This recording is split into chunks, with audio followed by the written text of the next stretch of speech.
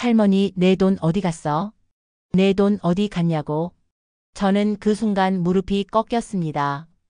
제가 믿었던 사람이 할머니의 평생 모은 돈을 가지고 사라졌거든요. 그리고 할머니는 저를 의심하고 계셨어요. 안녕하세요. 오늘은 제가 직접 겪은 충격적인 이야기를 들려드리려고 해요. 선량한 마음으로 남을 도우려다가 사기꾼의 덫에 걸린 이야기입니다. 오늘 영상이 도움이 되신다면 구독과 좋아요 버튼 꼭 눌러주세요. 여러분의 응원이 제게 큰 힘이 됩니다. 저는 박미란입니다. 올해 58이죠. 20살부터 38년간 간병인 일을 했어요. 아픈 분들을 돌보는 게 천성이었거든요. 누가 힘들어하면 그냥 지나칠 수가 없었습니다. 그런데 작년 가을 제가 쓰러졌어요. 허리 디스크가 심해져서 더 이상 환자분들을 들어 올릴 수가 없었습니다. 의사 선생님이 말씀하시더군요. 이제 몸을 좀 아끼며 사세요. 수술을 받고 나서 작은 원룸으로 이사했습니다. 국민연금으로 겨우 생활할 수 있는 곳이었어요. 처음엔 쉬는 게 좋다고 생각했는데 시간이 지나니까 너무 답답했어요. 평생 누군가를 돌보며 살았는데 갑자기 혼자만의 시간이 생기니까 무얼 해야 할지 모르겠더라고요. 그래서 매일 동네를 산책했습니다. 허리가 아직 완전히 낫지 않아서 조금씩만 걸을 수 있었지만 집에만 있으면 답답해서 견딜 수가 없었거든요. 그날도 평소처럼 근처 공원을 천천히 걸었어요. 벤치에 앉아서 잠깐 쉬고 있는데 갑자기 앞에서 으아 하는 소리가 들렸습니다. 고개를 들어보니 할머니 한 분이 길에 쓰러져 계시더군요. 저는 얼른 달려갔어요. 허리가 아팠지만 그런 건 생각할 겨를이 없었습니다. 할머니 괜찮으세요? 어디가 아프세요? 할머니는 의식은 있으셨지만 얼굴이 창백했어요. 가슴이 아파요. 저는 즉시 119에 신고했습니다. 간병인 일을 오래 하다 보니 이런 상황에는 익숙했거든요. 구급차가 오기까지 할머니 손을 꼭 잡고 있었어요. 괜찮을 거예요. 곧 병원에 가시니까 걱정 마세요. 할머니가 제 손을 꽉 잡으시며 말씀하시더군요. 고맙습니다. 정말 고마워요. 구급차에 할머니를 태우고 나서도 저는 그냥 돌아갈 수가 없었습니다. 혼자 계신 것 같아서 병원까지 따라갔어요. 응급실에서 할머니가 검사를 받는 동안 저는 밖에서 기다렸습니다. 1시간쯤 지났을까요? 젊은 여성 한 분이 헐레벌떡 뛰어오시더군요. 할머니 어디 계세요? 김순자 할머니요. 접수 데스크에서 급하게 물어보시는 모습이 안쓰러웠어요. 제가 다가가서 말을 걸었습니다. 혹시 김순자 할머니 찾으세요? 제가 구급차 불러드린 사람이에요. 그분이 깜짝 놀라며 제게 인사하시더군요. 아, 정말 감사합니다. 저는 서연이라고 해요. 할머니 손녀예요.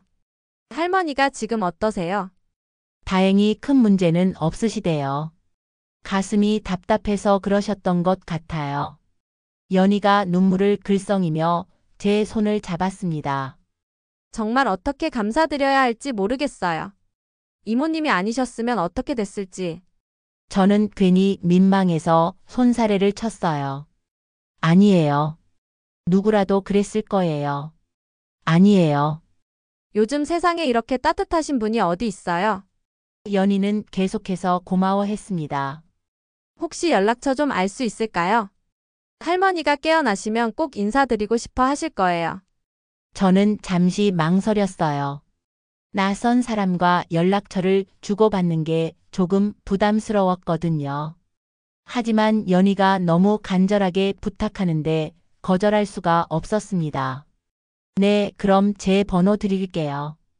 연희는 제 번호를 정성스럽게 저장하더니 자신의 번호도 제게 줬어요. 이모님 정말 감사해요. 나중에 꼭 식사 대접하고 싶어요. 할머니가 의식을 회복하시고 나서 저를 보시더니 눈물을 흘리셨어요. 아가씨 정말 고마워요. 당신이 천사예요. 그 말에 제 마음이 따뜻해졌습니다. 오랜만에 누군가에게 도움이 됐다는 뿌듯함을 느꼈거든요. 하지만 그때는 몰랐습니다. 연희가 제게 유독 관심을 보이는 이유가 따로 있었다는 걸 말이에요. 이모님은 어디 사세요? 혼자 사시나요? 이런 질문들이 단순한 관심이 아니었다는 걸요. 병원을 나서면서 연희가 말했습니다. 이모님 진짜 감사해요. 내일 할머니 면회 갈 건데 함께 가실래요? 저는 기뻤어요.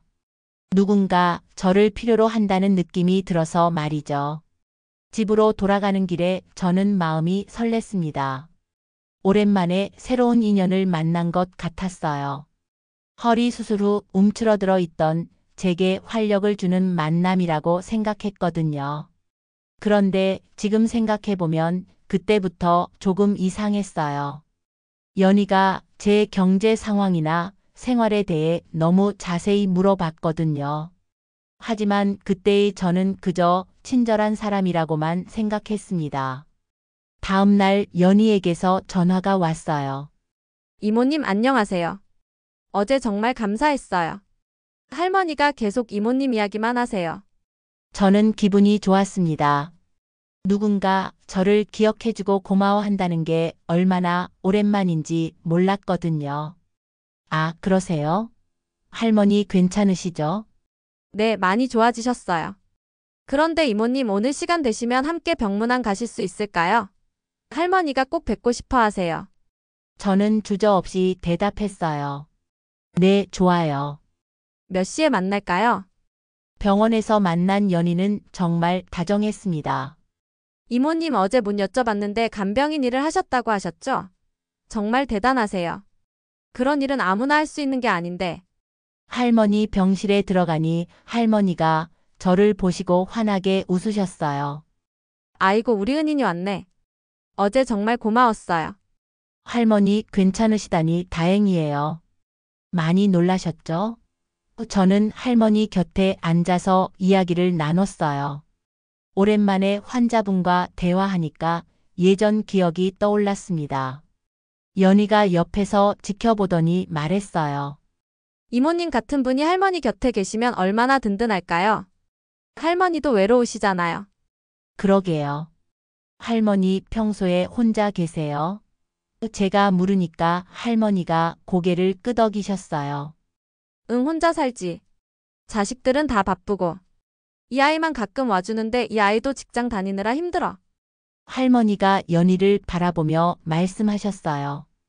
연희가 할머니 손을 잡으며 말했어요. 할머니 제가 더 자주 올게요. 그리고 이모님도 가끔 뵈러 와주시면 좋겠어요. 저는 기뻤어요. 오랜만에 누군가를 돌볼 기회가 생긴 것 같았거든요. 네, 시간 되면 자주 놀러 올게요, 할머니. 병문안을 마치고 나서 연희와 병원 카페에서 차를 마셨어요. 연희가 말했어요. 이모님 정말 감사해요. 할머니가 이모님을 진짜 좋아하세요. 저도 할머니가 좋아요. 간병인 일하면서 만난 할머니들이 생각나네요. 그런데 이모님 간병인 일 그만두시고 지금은 뭐 하세요? 연희가 조심스럽게 물었어요. 아, 허리 수술하고 나서 쉬고 있어요. 국민연금 받으면서 조용히 지내고 있죠. 혼자 사세요? 연희의 질문이 조금 직접적이었지만 저는 별로 신경 쓰지 않았어요. 네, 혼자 살아요. 원룸인데 조용해서 좋아요. 아, 그러시구나. 그런데 경제적으로는 괜찮으세요? 실례가 안 된다면. 저는 조금 당황했어요. 처음 만난 사람이 제 경제 사정을 묻는 게 좀 이상했거든요. 아, 그럭저럭 살만해요. 많이 모자라지는 않아요. 다행이에요.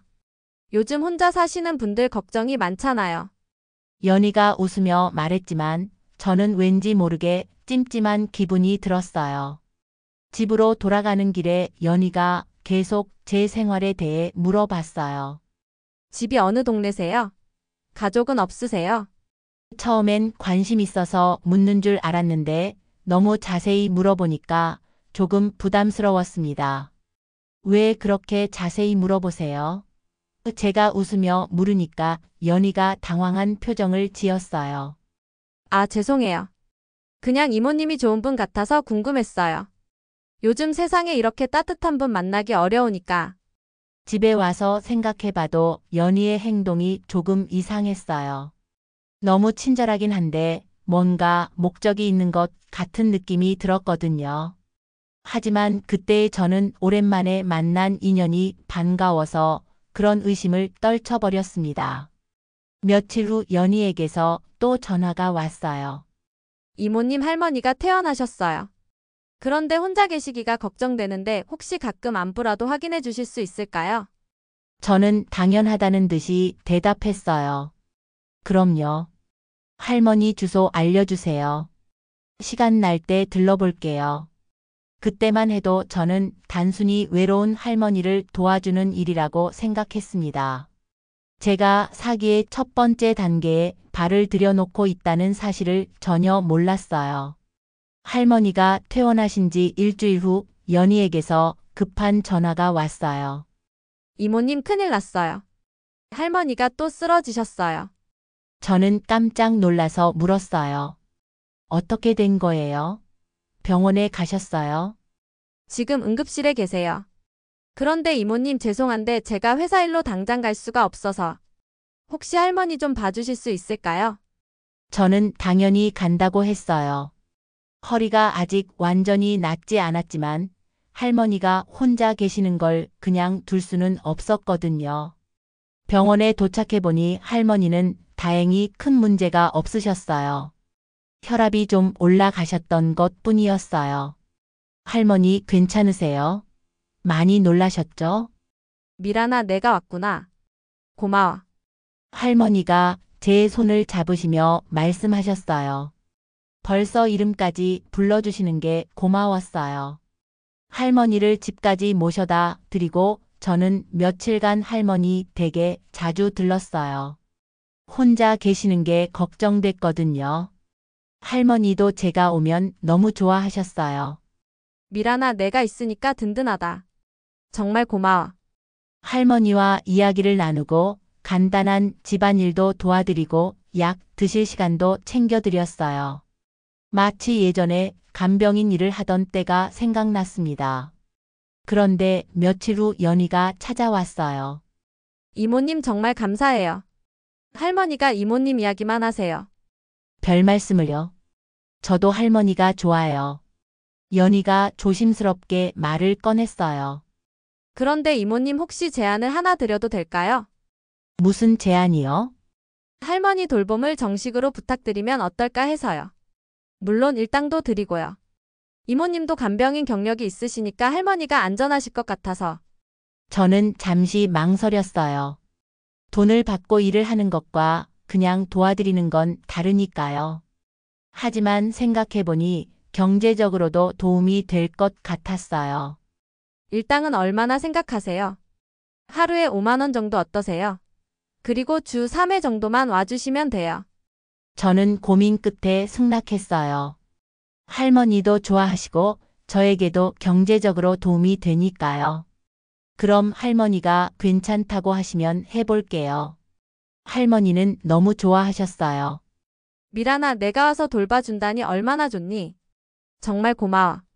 그렇게 저는 일주일에 3번씩 할머니 댁에 가서 돌봄 일을 시작했어요. 할머니와 함께 시장도 가고 식사도 챙겨드리고 이야기 상대도 되어드렸어요. 할머니는 정말 착하고 따뜻한 분이셨어요. 그런데 며칠 지나서 연희가 이상한 말을 했어요. 이모님 할머니가 요즘 깜빡하는 게 많아지신 것 같아요. 그래요? 저는 별로 그런 느낌이 안 드는데요. 통장을 어디 뒀는지도 모르겠다고 하시고. 혹시 치매 초기 증상인 것 같아서 걱정이에요.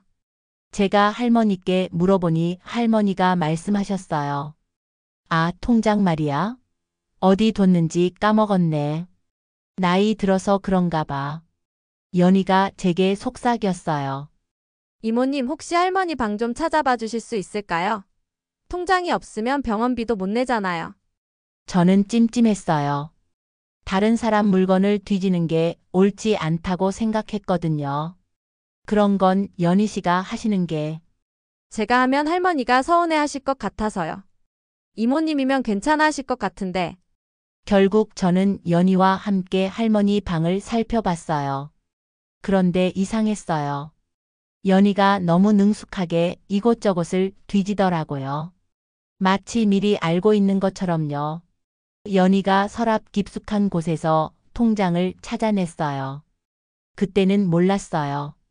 그게 연희의 계획이었다는 걸 말이에요. 저를 이용해서 할머니의 신뢰를 얻고 통장의 위치를 파악하는 게 목적이었다는 걸요. 할머니는 통장을 찾았다고 기뻐하셨지만 저는 왠지 모르게 불안했어요. 뭔가 잘못되고 있다는 느낌이 들었거든요. 그 일이 있고 며칠 후 연희가 다급한 목소리로 전화했어요. 이모님 큰일 났어요. 할머니 병원비가 급하게 필요한데 은행 업무를 혼자서는 못하겠다고 하세요. 병원비가요? 할머니가 또 어디 아프세요? 정밀 검사를 받아야 한다고 하는데 비용이 많이 들어서요. 그런데 할머니가 은행 가는 걸 무서워하세요. 혹시 이모님이 함께 가주실 수 있을까요? 저는 망설였어요. 다른 사람의 금전 문제에 끼어드는 게 옳은 일인지 확신이 안 섰거든요. 하지만 할머니가 아프시다는데 어떻게 거절할 수 있었겠어요. 알겠어요. 할머니가 원하시면 함께 가드릴게요. 다음 날 할머니 댁에 가니까 할머니가 이상하게 초조해하고 계셨어요. 미란아 은행에 가야 하는데 나 혼자는 못 가겠어. 함께 가줄 수 있니? 네, 할머니. 제가 함께 가드릴게요. 그런데 얼마나 필요하세요? 할머니가 대답하기 전에 연희가 끼어들었어요. 많이 필요해요. 한 500만 원 정도. 저는 깜짝 놀랐어요. 500만 원이라니 적은 돈이 아니었거든요. 그렇게 많이요? 정밀 검사가 비싸대요. 보험이 안 되는 검사라서. 연희가 설명했지만 뭔가 석연치 않았어요. 은행에 도착해서 할머니는 떨고 계셨어요. 미란아 나는 이런 거 잘 몰라. 내가 좀 도와줘. 창구 직원이 신분증과 통장, 도장을 요구했어요. 할머니가 모든 걸 꺼내주시고 연희가 옆에서 지켜봤어요. 저는 그냥 할머니를 부축만 하고 있었는데 나중에 생각해보니 제가 함께 있었다는 것만으로도 할머니가 안심하셨던 것 같아요. 500만 원 인출하시겠어요? 직원이 물어보니까 연희가 대답했어요. 네, 맞아요. 돈이 나오는 걸 보면서도 저는 뭔가 잘못되고 있다는 느낌을 지울 수 없었어요. 할머니가 그렇게 많은 돈을 가지고 계셨다는 것도 놀라웠고 한 번에 이렇게 큰 돈을 인출하는 것도 이상했거든요. 은행을 나서면서 연희가 봉투를 받았어요. 할머니 제가 병원에 가서 수속 밟아둘게요. 할머니는 집에서 쉬세요. 그래, 고마워. 미란아도 고마워. 할머니가 제 손을 꼭 잡으셨어요. 집으로 돌아와서도 저는 불안했어요. 뭔가 잘못되고 있다는 느낌이 계속 들었거든요. 그런데 그날 밤 할머니에게서 전화가 왔어요. 미란아, 연희가 연락이 안 돼. 병원에서 뭐라고 하는지 소식이 없어. 저는 연희에게 전화해 봤어요. 하지만 계속 꺼져 있었어요. 이상했어요. 그렇게 할머니를 걱정하던 사람이 갑자기 연락이 안 될 리가 없잖아요.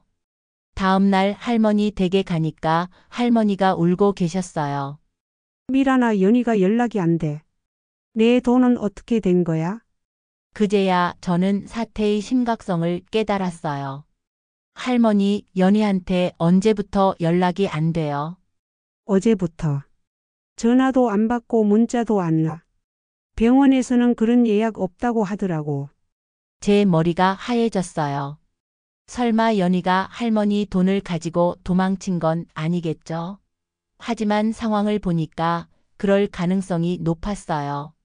할머니가 제 손을 잡으며 물어보셨어요. 미란아, 내 돈 어디 간 거야? 너는 뭔가 아는 거 없니? 그 순간 저는 무릎이 꺾이는 것 같았어요. 할머니가 저를 의심하고 계시는 눈빛이었거든요. 할머니, 저는 정말 몰라요. 연희가 병원비라고 해서.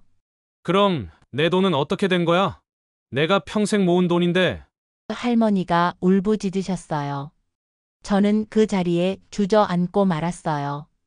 제가 할머니를 도우려다가 오히려 사기에 가담한 것 같은 죄책감에 숨이 막혔거든요. 할머니, 정말 죄송해요. 제가 조심했어야 했는데. 그때 할머니가 더 큰 목소리로 외치셨어요. 내 돈 어디 갔어? 내 돈 어디 갔냐고? 그 순간이 제 인생에서 가장 절망스러운 순간이었어요. 선량한 마음으로 도우려던 일이 이렇게 될 줄은 꿈에도 몰랐거든요. 할머니는 결국 경찰서에 신고하기로 하셨어요. 미란아, 나는 경찰서에 가야겠어. 내 돈을 찾아야 해. 저는 할머니와 함께 경찰서에 갔어요. 경찰관이 사건 내용을 듣더니 말했어요. 할머니, 이건 사기 사건 같은데요. 그런데 은행에 함께 간 분도 조사를 받아야 합니다. 그 말에 저는 온몸이 떨렸어요. 저까지 사기범으로 몰릴 수 있다는 생각이 들었거든요. 하지만 할머니가 제 손을 잡으며 말씀하셨어요. 아니에요. 이 사람은 나를 도와준 사람이에요. 나쁜 사람이 아니라고요. 경찰관이 저에게 물었어요. 연이라는 사람과 어떤 관계세요? 저는 할머니가 쓰러지셨을 때 도와드렸는데 그때 만난 게 연이라는 사람이에요. 할머니 손녀라고 했고요. 그런데 함께 은행에 간 이유는 뭡니까? 연희가 할머니 병원비가 필요하다고 해서. 저는 정말 몰랐어요. 저는 울면서 설명했어요. 경찰관이 고개를 끄덕이며 말했어요. 일단 피해자와 참고인으로 분류해서 조사하겠습니다. 연이라는 사람을 찾아봐야겠네요. 경찰서에서 나오면서 할머니가 저에게 말씀하셨어요. 미란아, 미안해. 내까지 힘들게 해서. 아니에요, 할머니. 제가 더 조심했어야 했는데. 정말 죄송해요.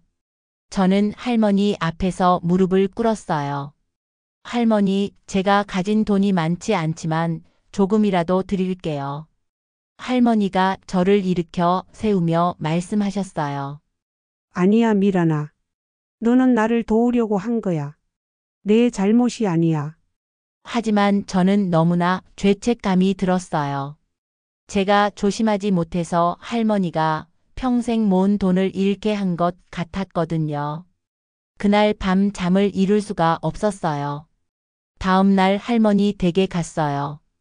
할머니는 많이 상심하고 계셨지만 저를 보시고는 억지로 웃으셨어요. 미란아, 와줘서 고마워. 할머니, 저는 정말. 제가 말하려는데 할머니가 제 말을 막으셨어요. 미란아, 너는 좋은 사람이야. 나쁜 사람이었다면 지금 내 곁에 이렇게 있지 않았을 거야. 너무 자책하지 마. 할머니의 말에 저는 또 눈물이 났어요. 저를 원망하실 법도 한데 오히려 위로해 주시는 할머니가 고마우면서도 미안했어요. 할머니, 그래도 제가 제 돈이라도 조금 드릴게요. 많지는 않지만. 저는 통장에 있던 50만 원을 할머니께 드렸어요. 제게는 큰 돈이었지만 할머니가 잃으신 돈에 비하면 아무것도 아니었어요. 할머니가 제 손을 잡으며 말씀하셨어요. 미란아, 고마워. 하지만 내가 나한테 줄 돈은 아니야. 너도 혼자 사는데 돈이 필요하잖아. 아니에요, 할머니. 저는 괜찮아요. 이것도 못하면 제가 너무 죄송해서 잠을 못 잘 것 같아요. 할머니는 결국 제 돈을 받으셨어요. 하지만 그보다 더 중요한 건 할머니가 저를 믿어주신다는 것이었어요. 그 믿음이 저에게는 돈보다 더 큰 위로가 됐습니다. 그날부터 저는 할머니를 더욱 정성껏 돌봤어요. 돈을 받지 않고도 매일 할머니 댁에 가서 집안일도 해드리고 말벗도 되어드렸어요. 제가 할 수 있는 건 그것뿐이었거든요. 할머니도 처음엔 많이 우울해 하셨지만 점점 기운을 차리시는 모습이었어요. 미란아, 내가 있어서 다행이야. 혼자였으면 어떻게 했을지 모르겠어. 저는 그 말에 마음이 복잡했어요. 제가 조심했다면 이런 일이 일어나지 않았을 텐데 오히려 할머니가 저에게 고마워하고 계시니까요. 연희는 여전히 연락이 안 됐어요. 전화번호도 바뀌었고 주소도 가짜였다는 게 경찰 조사에서 밝혀졌어요. 완전히 계획된 사기였던 거죠. 그럼에도 할머니와 저는 서로를 의지하며 지냈어요. 할머니는 미란아, 나쁜 사람 때문에 속상하지만 너 같은 좋은 사람을 만난 건 다행이야 라고 말씀하셨어요. 저는 그때 깨달았어요. 때로는 나쁜 일이 일어나야 진짜 소중한 것을 알게 된다는 걸 말이에요. 일주일 후 경찰서에서 연락이 왔어요. 박미란 씨, 나오실 수 있으세요? 연이라는 사람에 대해 새로운 사실을 알게 됐습니다. 저는 할머니와 함께 경찰서에 갔어요. 경찰관이 저희에게 충격적인 사실을 알려줬어요. 서연이라는 이름도 가짜고요. 이 사람은 상습 사기범입니다. 특히 중년 여성들에게 접근해서 노인 돌봄을 핑계로 돈을 빼돌리는 수법으로 여러 건의 사기를 쳤어요. 저는 입이 떡 벌어졌어요. 그럼 처음부터 계획된 일이었다는 말씀이세요? 네, 맞습니다. 이 사람은 병원 응급실 주변에서 혼자 온 환자들을 노려서 착한 시민들에게 접근하는 수법을 써왔어요. 박미란 씨도 그렇게 표적이 된 것 같습니다. 할머니가 떨리는 목소리로 물어보셨어요. 그럼 내 돈은 찾을 수 있나요? 현재 수사 중입니다. 다른 피해자들도 여러 명 있어서 시간이 걸릴 것 같지만 최대한 빨리 검거하도록 하겠습니다. 경찰서를 나오면서 저는 분노와 자책감이 동시에 밀려왔어요. 제가 더 의심했다면, 더 조심했다면 이런 일이 일어나지 않았을 텐데. 할머니가 제 마음을 아시는지 말씀하셨어요. 미란아, 너무 자책하지 마. 그 사람이 워낙 교묘했던 거야. 너같이 착한 사람이 어떻게 의심하겠니? 하지만 할머니, 제가 더 조심했어야 했어요. 미란아, 들어봐. 만약 내가 나쁜 마음을 가진 사람이었다면 지금 내 곁에 이렇게 있지 않았을 거야. 너는 진짜 나를 도우려고 했던 거고 그건 잘못이 아니야. 할머니의 말에 제 마음이 조금 편해졌어요. 그래도 여전히 미안한 마음은 가실 수 없었지만요. 그날 저녁 집에 와서 곰곰 생각해 봤어요. 연희가 저에게 했던 말들, 행동들이 모두 계획된 것이었다는 게 믿어지지 않았어요. 그렇게 자연스럽게 연기를 할 수 있다는 게 무서웠어요. 며칠 후 경찰서에서 또 연락이 왔어요. 박미란 씨, 좋은 소식이 있어요. 서연이를 검거했습니다. 저는 할머니와 함께 다시 경찰서에 갔어요. 유리창 너머로 연희를 봤을 때 제가 알던 그 친절하고 다정한 모습은 온데간데 없었어요. 차가우면서도 뻔뻔한 표정이었어요. 경찰관이 설명해 줬어요. 이 사람은 지난 2년간 비슷한 수법으로 12명의 피해자에게서 총 6천만 원을 가로챘습니다. 할머니가 당하신 건 그중 한 건이에요. 할머니가 물어보셨어요. 그럼 내 돈은 돌려받을 수 있나요? 일부는 회수했지만 전부는 어려울 것 같습니다. 이미 다른 용도로 쓴 돈이 많아서요.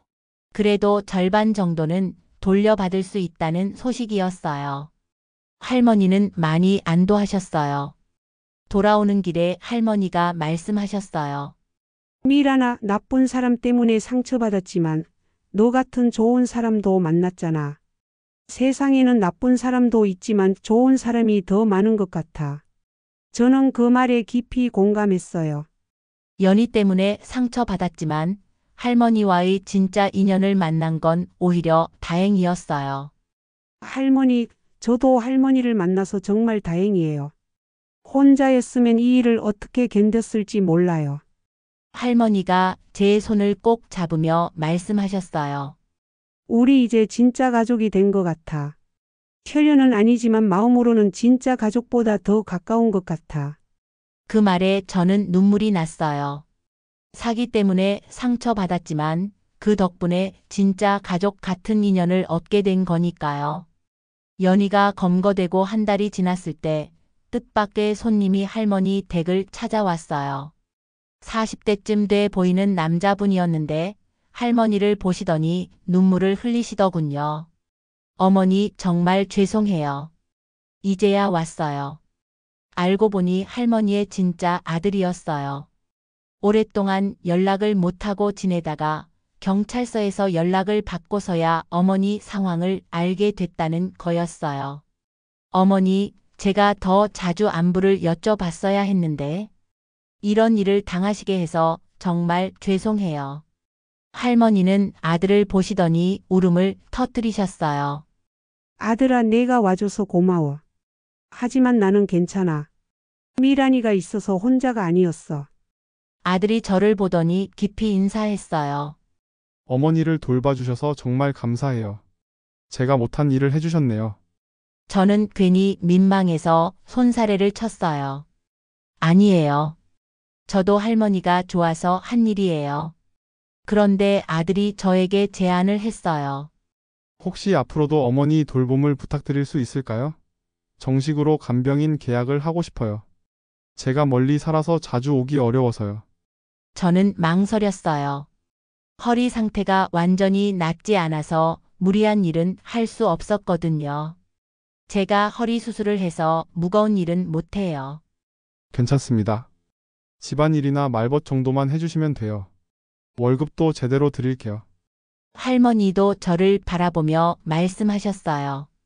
미란아, 너도 생활해야 하잖아. 우리 같이 지내자. 저는 고민 끝에 승낙했어요.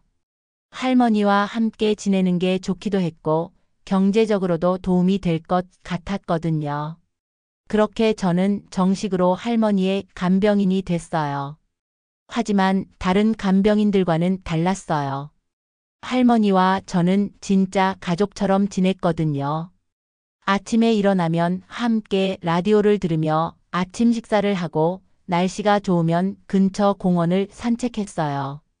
할머니는 제 허리를 걱정해 주시고 저는 할머니 혈압약 드실 시간을 챙겨드렸어요. 미란아, 내가 있으니까 하루가 즐거워. 혼자였으면 얼마나 적적했을까. 저도 마찬가지였어요. 허리 수술 후 움츠러들어 있던 제게 할머니는 새로운 활력을 주셨거든요. 아들도 일주일에 한 번씩은 꼭 찾아와서 안부를 확인했어요. 미란 씨 정말 감사해요. 어머니가 많이 밝아지셨어요. 할머니의 건강도 점점 좋아지셨어요. 규칙적인 생활과 누군가와 함께 지낸다는 안정감 때문인 것 같았어요. 병원에 정기검진을 갔을 때 의사 선생님도 놀라셨어요. 할머니, 많이 좋아지셨네요. 혼자 계실 때보다 훨씬 건강해 보여요. 저는 뿌듯했어요. 제가 할머니에게 도움이 되고 있다는 느낌이 들었거든요. 어느 날 할머니가 저에게 말씀하셨어요. 왜요, 할머니? 할머니 말씀이 맞았어요. 저도 마찬가지였어요. 연희 때문에 상처받았지만 그 일이 없었다면 할머니와 이렇게 가까워질 수 없었을 거예요. 할머니, 저도 할머니 만나서 정말 행복해요. 이제 혼자가 아니라는 느낌이에요. 그날 밤 잠자리에 들면서 저는 생각했어요. 인생에는 나쁜 일도 일어나지만 그 나쁜 일 때문에 더 소중한 걸 얻게 되는 경우도 있다는 걸요. 연희라는 사기꾼을 만난 건 정말 끔찍한 경험이었지만 그 일이 없었다면 할머니와 이렇게 깊은 인연을 맺지 못했을 거예요. 그리고 제 자신도 더 조심스럽고 현명해진 것 같았어요. 1년이 흘렀어요. 할머니와 저는 이제 정말 가족이 다 된 것 같았어요. 할머니는 건강하셨고 저도 허리가 많이 좋아져서 일상생활에 큰 불편함은 없었어요. 그날도 평소처럼 할머니와 함께 공원을 산책하고 있었어요. 할머니가 벤치에 앉아 쉬시는 동안 저는 주변을 둘러봤어요. 1년 전 처음 할머니를 만났던 그 공원이었거든요. 미란아, 뭘 그렇게 보니? 아, 할머니. 1년 전에 할머니가 쓰러지셨던 자리가 저기인 것 같아서요. 할머니도 그 자리를 바라보며 말씀하셨어요. 그때 내가 없었다면 나는 어떻게 됐을까? 할머니, 그런 말씀 마세요. 누구라도 도와드렸을 거예요. 아니야, 미란아. 그냥 119만 부르고 가버릴 수도 있었는데 너는 병원까지 따라와 줬잖아. 그 마음이 고마운 거야. 저는 그때를 떠올리며 씁쓸하게 웃었어요. 그런데 그 때문에 사기도 당했잖아요. 그래도 후회 안 해. 나쁜 사람도 만났지만 너 같은 좋은 사람도 만났으니까. 그때 갑자기 앞에서 도와주세요. 하는 소리가 들렸어요.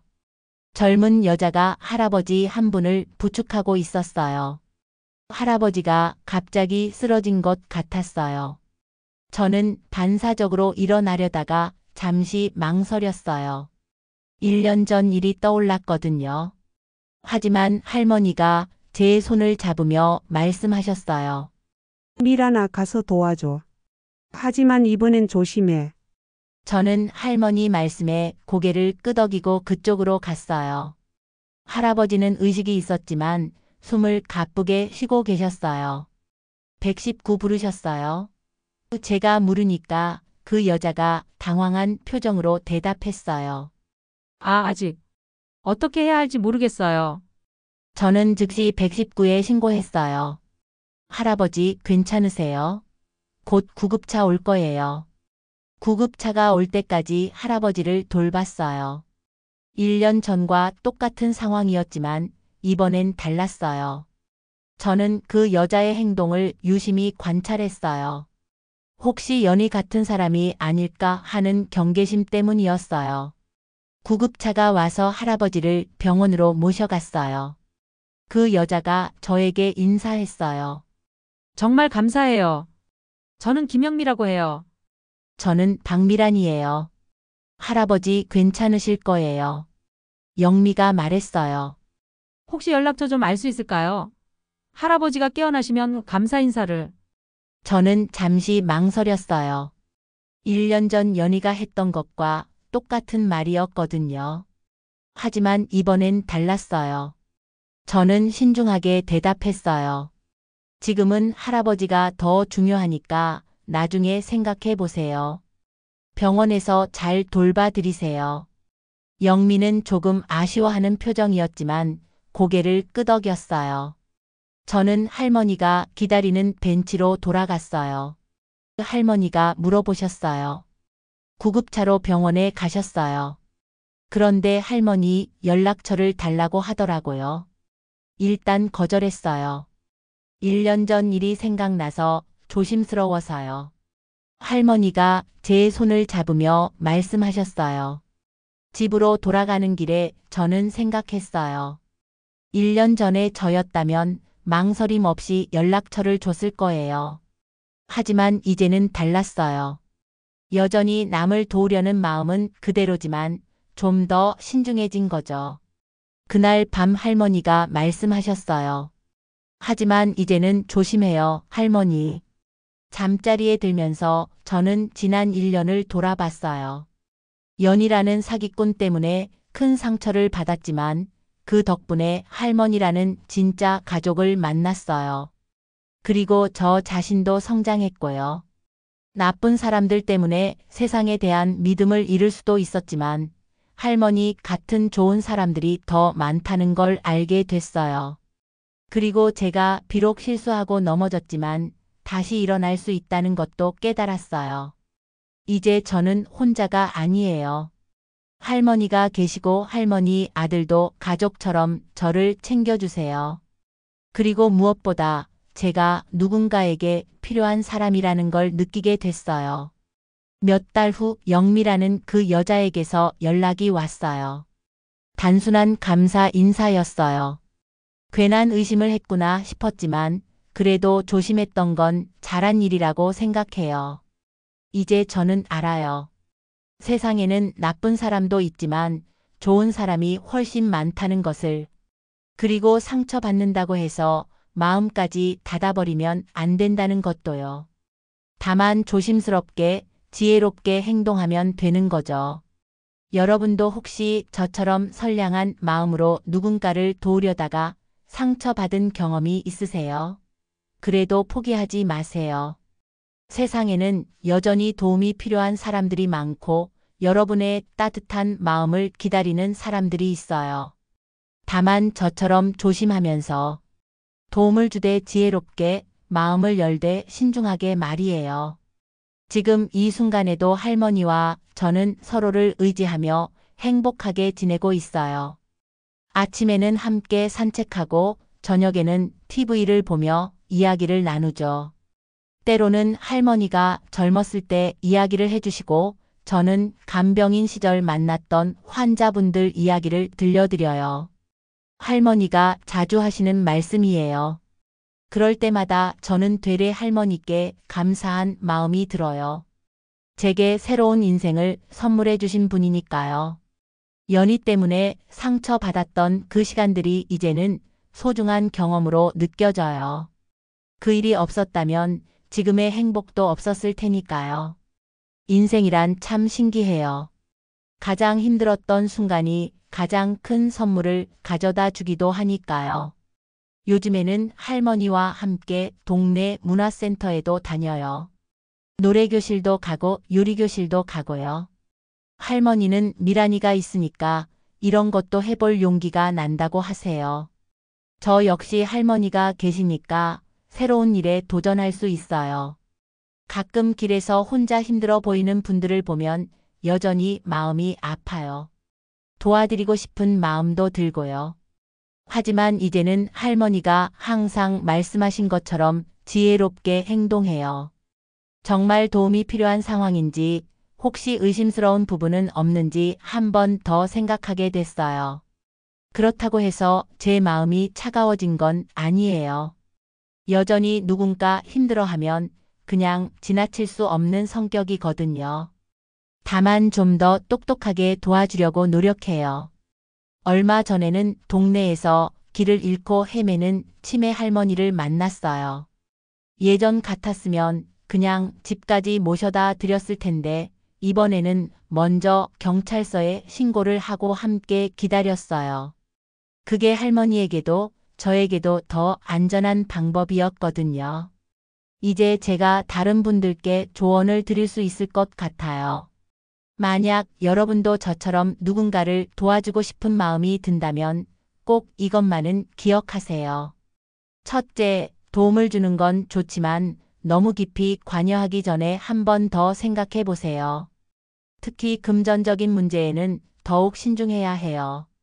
둘째, 처음 만난 사람이 너무 개인적인 질문을 많이 한다면 의심해 보세요.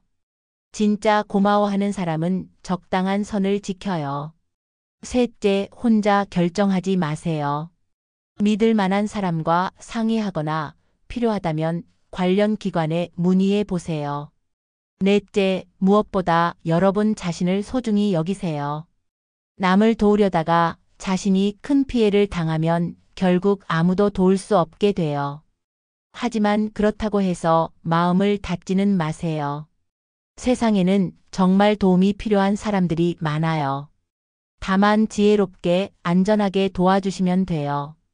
저는 이제 할머니와 함께 조용하지만 행복한 나날을 보내고 있어요. 큰 사건 사고 없이 평범한 일상이지만 그 평범함이 얼마나 소중한지 매일 느끼고 있어요. 여러분은 어떠세요? 혹시 비슷한 경험이 있으시거나 지금 어려운 상황에 계신 분이 있다면 댓글로 이야기해 주세요.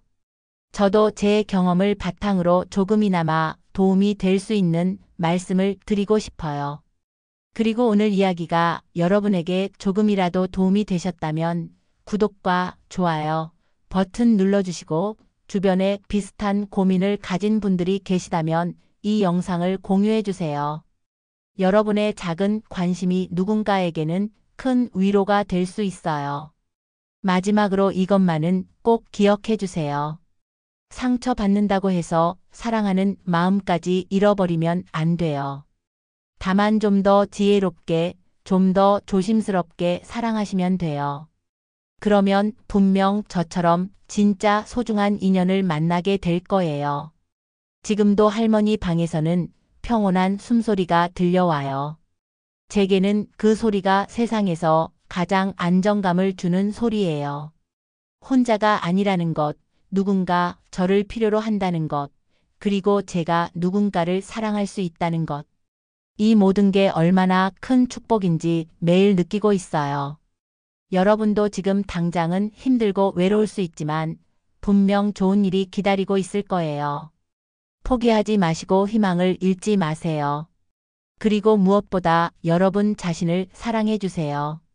오늘도 제 이야기를 끝까지 들어주셔서 정말 감사해요. 여러분 모두 건강하시고 좋은 인연들로 가득한 하루 되시길 바라요. 감사합니다. 오늘 제 이야기는 여기까지입니다. 사기꾼에게 당했던 아픈 경험이었지만 그 덕분에 진짜 가족 같은 인연을 만날 수 있었어요. 여러분도 힘든 일이 있더라도 포기하지 마세요. 분명 좋은 일이 기다리고 있을 거예요. 오늘 영상이 도움이 되셨다면 구독과 좋아요, 그리고 댓글로 여러분의 이야기도 들려주세요. 다음에도 여러분의 마음에 위로가 되는 이야기로 찾아뵐게요. 감사합니다.